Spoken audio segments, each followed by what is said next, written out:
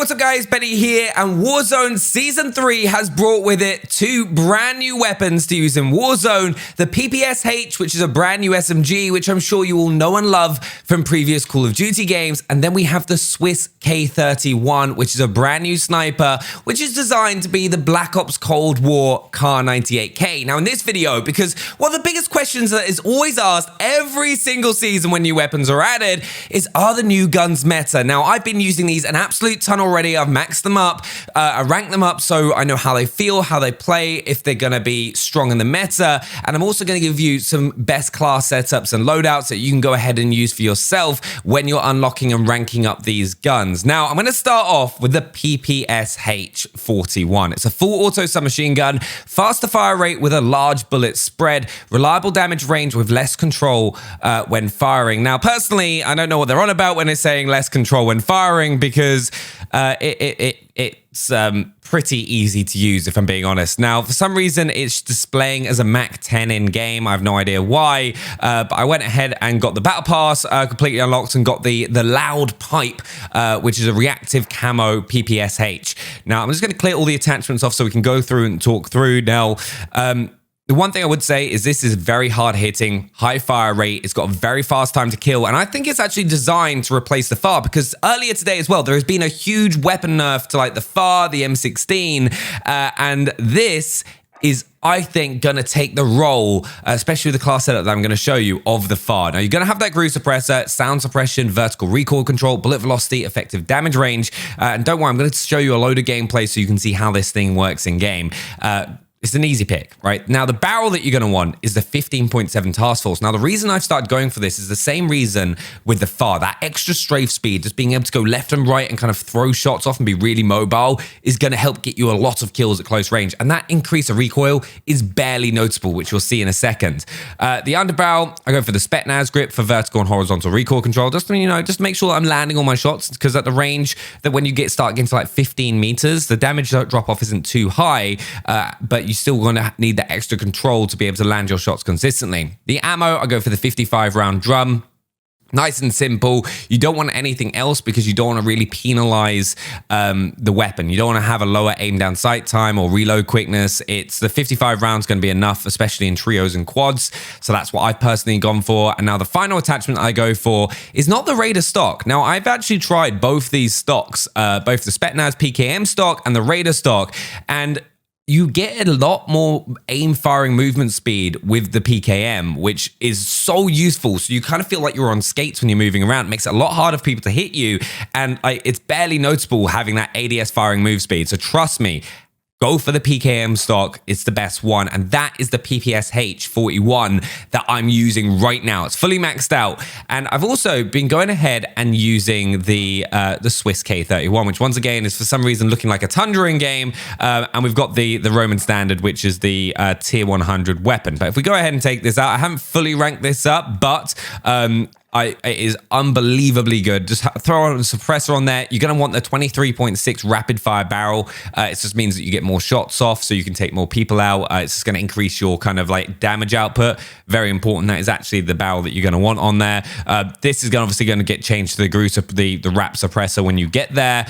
Then what I go ahead and I've been using is, because it's on Rebirth Island right now, I've been going ahead and using the axial arms 3 times and throwing on the precision reticle. Now the ADS on this thing is very quick without too many like ADS attachments, but you go ahead here and throw the speed tape on when you're loaded, ranking it up, and then we're going to go for the serpent wrap later on. But speed tape, just get a little bit of a faster ADS in there, and then you've got other choices around here as well. You've got like a faster sprint to fire time when you can, or the Raider stock, which is what I've been using. That sprint to fire time really helps when you're running around, because you're using this like the Kar 98K. You want to be super aggressive with it. You want to be able to get those shots off. And this is the loadout that I've actually been using. The only thing I would change on this loadout once you've got it fully ranked up is change the sound moderator right here to the wrap suppressor at level 46. But it's an insane sniper rifle. I'm now going to go through some gameplay with both of these weapons so that you can see them in action and see how much damage they deal. So let's go check it out. So let's start off with the PPSH, and this thing has definitely been designed and thought about to replace the FAR, because they're like, everyone's using the FAR. It's an assault rifle. It's dominating the shorter mid-range engagements. No one's using an SMG anymore, and the PPSH is definitely designed to combat that. And you'll see it's got a very, very fast time to kill. It's got a very quick, snappy ADS, which is what you expect with an SMG. But one thing that really surprised me was how effective the hipfire was without designing the weapon to be a hipfire weapon, not using things like lasers or certain stocks that's going to increase your hipfire accuracy, but snapping in straight away. The mobility of the gun was also really surprised me. I was starting to drop shot a lot more with this, sliding, dropping, like moving in, and because of that high ADS, it feels so good. Like you feel like you're moving very, very quickly, and the time to kill at these designed ranges is very, very quick. And one of the major factors as well is the damage drop off of the PPS, from my experience, is not that high. So you're able to land those shots at those like kind of further distances where a few weapons like the MAC-10, maybe the Cold War MP5 start to fall short, but up close, you've got the dream combination of an SMG. You have that really high fire rate, which is what you want, because it gives you a lot of room for error. So if you're using a high fire rate SMG, it means that you can spray, you can hold down that trigger, especially in like close building proximity like close quarters fights.